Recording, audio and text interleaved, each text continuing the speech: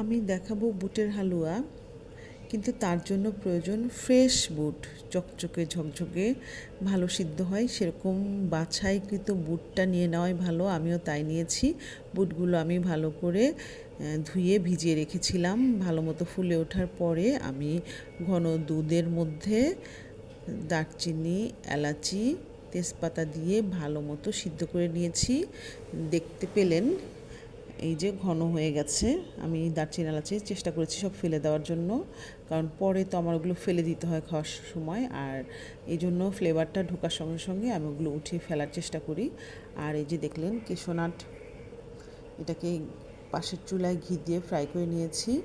আর এই তো ঘন হয়ে গেল। আমি আবার কিছু পরিমাণ ঘি দিয়েছি, দিয়ে নিচ্ছিলাম ভালো মতো।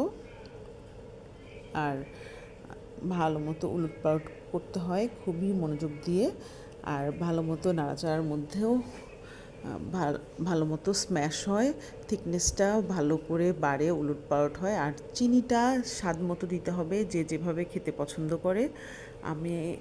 আমাদের বাসায় একটু কম করেই খায় সবাই, আমরা একটু কমই পছন্দ করি। যারা বেশি পছন্দ করেন তারা বেশি খাবেন। এই তো হয়ে গেল দারুণ ঘন টেস্টি লুক। আর কেশোনাটটাও দিয়ে দিয়েছি। এখন মোটামুটি সার্ভিং ডিশে ঢেলে নেওয়ার জন্য রেডি হয়ে গেল। আমি ট্রেতে সুন্দর মতো সেট করে তারপর দেখতে পাচ্ছেন চাকু দিয়ে বরফি শেপে কেটে নিয়েছি। এখন যেন এগুলো খেতে সুবিধা হয়, দেখতেও ভালো হয়। এই তো এখন আমি বলতে চাই বুটের পুষ্টিগুণ। আসলে বুটের হালুয়া শুধু সুস্বাদু নয়, দারুণ পুষ্টিকর।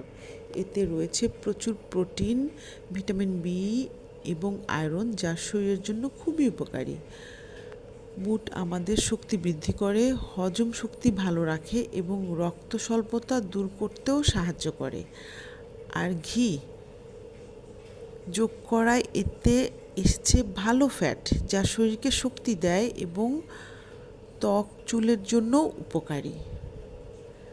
বাচ্চা থেকে বড় সবাই খেতে পারে এই পুষ্টিকর হালুয়া।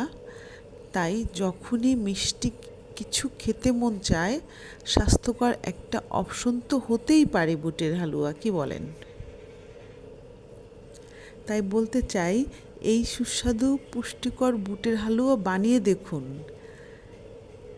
কেমন লাগলো সেটা অবশ্যই আমাকে জানাবেন, জানাতে ভুলে যেন না। আর আমার কাজের সঙ্গে থাকুন, এভাবেই আমাকে সাপোর্ট করে যান, তাহলেই আমি অনুপ্রাণিত হয়ে আপনাদের সুন্দর সুন্দর রেসিপি উপহার দিব। Thank you for watching. সবাই ভালো থাকেন। আল্লাহ হাফেজ।